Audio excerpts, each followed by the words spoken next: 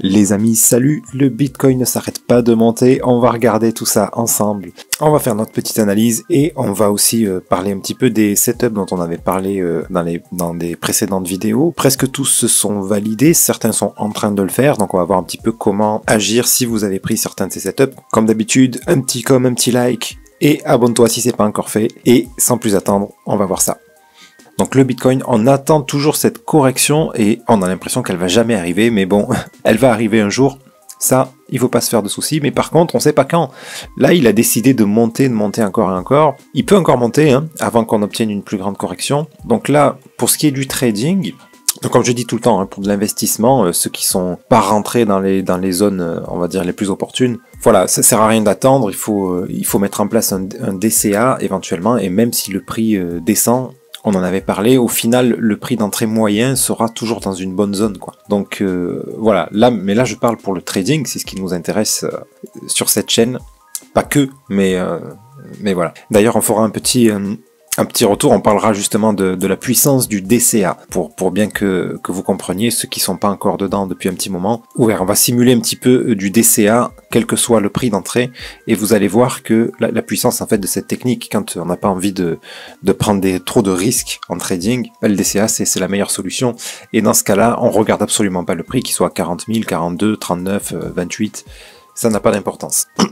On verra ça après. Toujours est-il que, donc, dans l'immédiat, évidemment, vous vous doutez bien que là, je vais rien analyser du tout, hein. On a juste une impulsion haussière. Par contre, on va faire un petit peu un récap de ce qui s'est passé depuis la dernière vidéo. Je me rappelle plus où on était, mais je me rappelle qu'on avait déjà fait cette baisse-là. Et je vous avoue que je suis surpris qu'on ne l'ait pas encore retrouvé plus loin. Donc bon, peut-être qu'en ce moment, ce sont des structures en fait déjà terminées qu'on a eu ici. Un contracting, c'est des structures plus rares ça, mais c'est vrai que quand il y a une dynamique haussière, souvent on vient pas jusqu'à casser les derniers plus bas pour continuer de monter, parce que il y a un petit peu l'euphorie qui prend le dessus.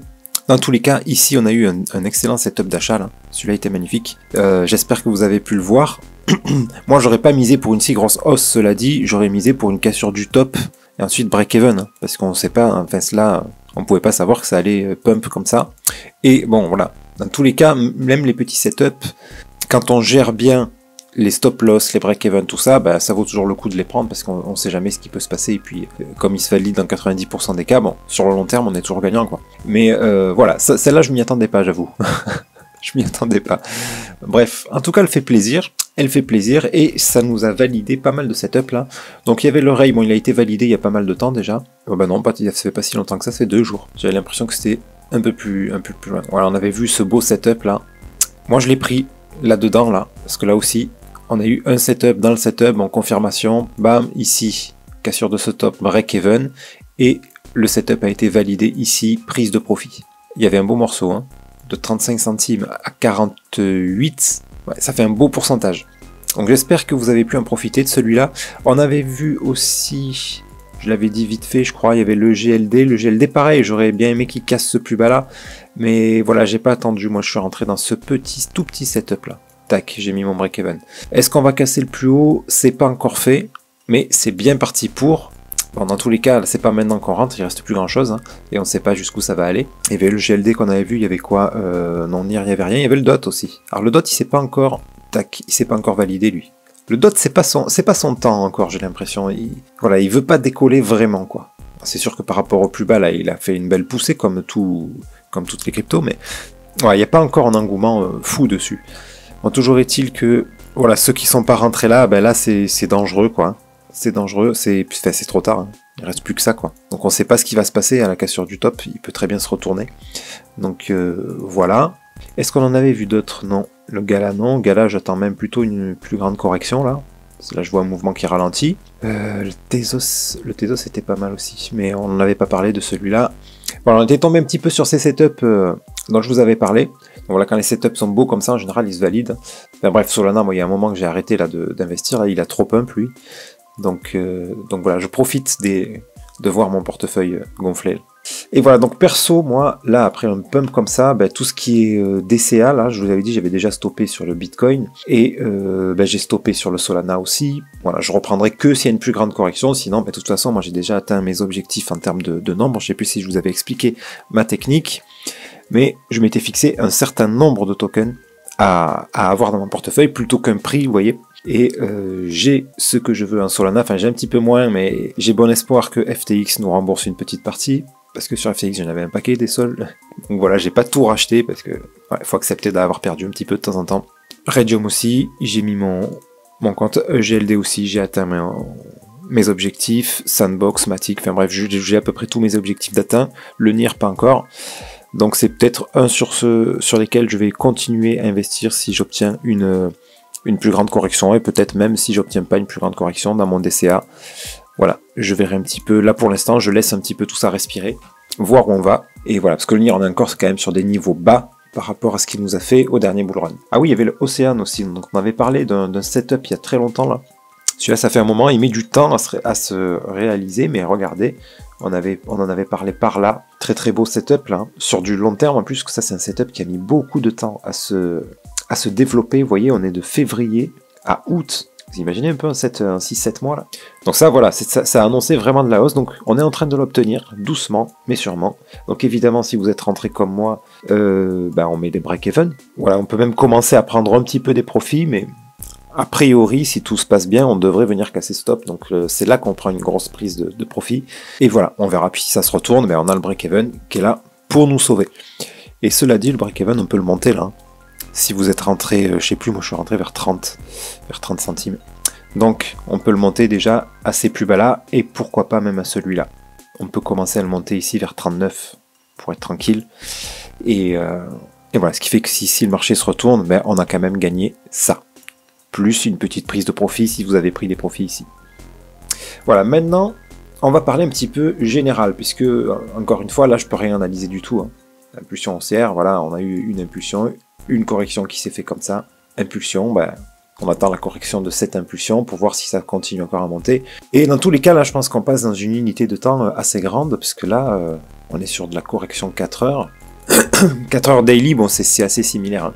Mais en weekly, vous voyez, on a juste une impulsion pour l'instant. Donc moi, je vais attendre que ça se corrige, ça quand même, quoi, avant de repartir sur des trades à l'achat. En tout cas sur Bitcoin. Hein. Voilà. Et c'est assez dingue quand même, cette impulsion-là. Elle est assez dingue, pour le coup. Ouais, elle est beaucoup plus grosse que toute celle-là. Là. Elle est presque aussi grande que celle-là.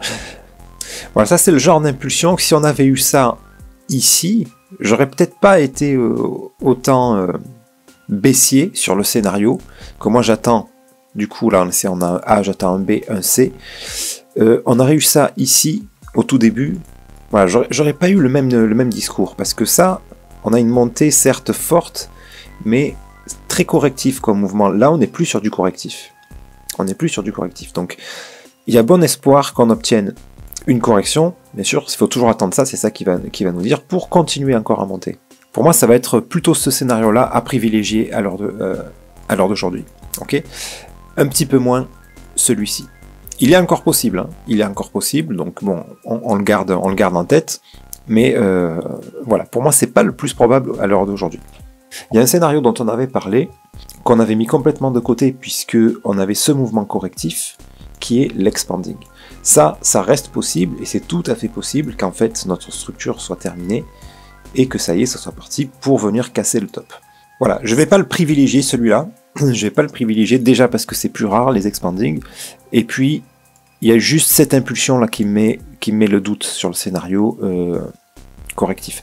Mais en gros, moi je pense plutôt que si on regarde dans le passé, on est dans ce type de configuration ici.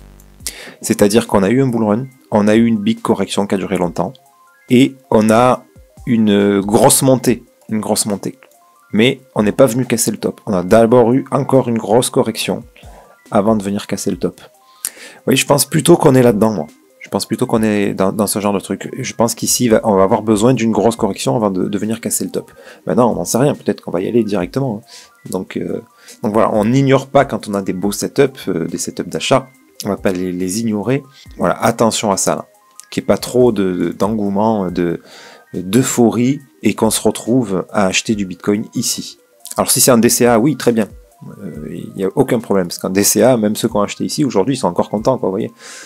donc voilà. Mais voilà, attention dans le trading, quoi, surtout. Attention.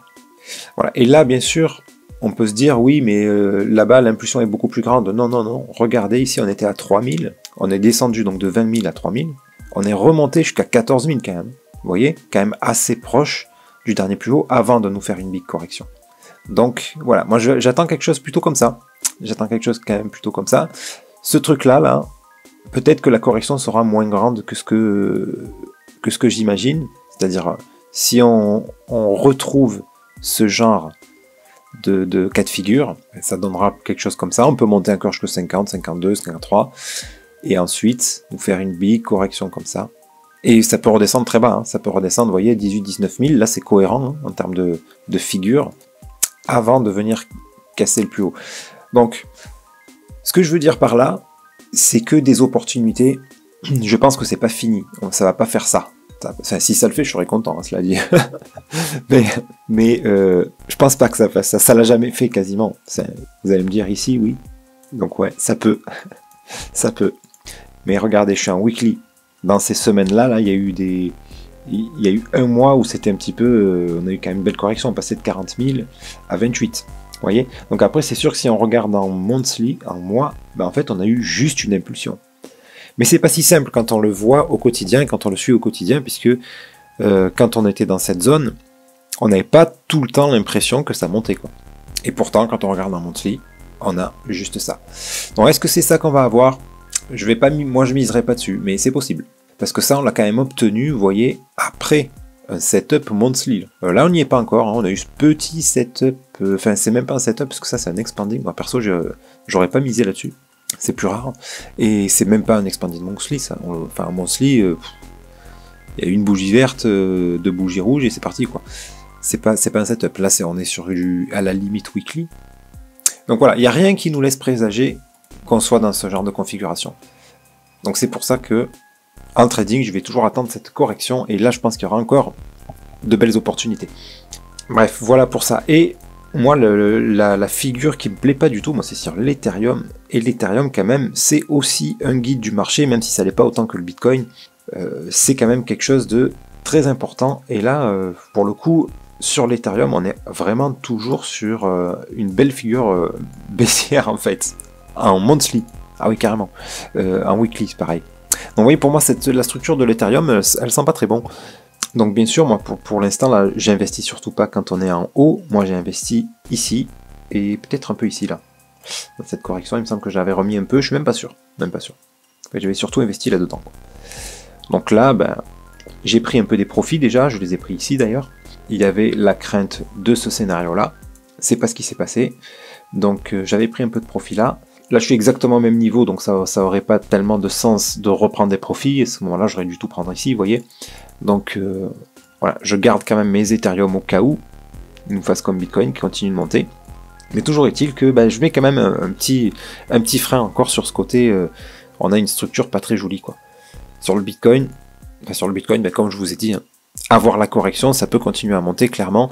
Pour le coup, pour le Bitcoin, je crois de moins en moins à ça. Je pense plutôt à une grande correction, même si c'est une correction un petit peu dans cet esprit-là.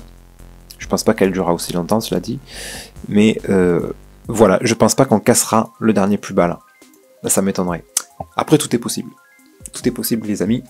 Donc c'est pour ça qu'il vaut mieux regarder par petits morceaux et agir en fonction, puisque on peut pas prédire l'avenir. Maintenant, regardez un petit peu la puissance du DCA. Là. On va dire, allez, qu'on a mis 100 balles tous les mois, et on est rentré ici. Vraiment. Au pire moment, quoi. Ok ? Allez, on va arrondir les chiffres, parce que ça sera plus facile à calculer. Admettons, on est rentré à 60 000. Allez.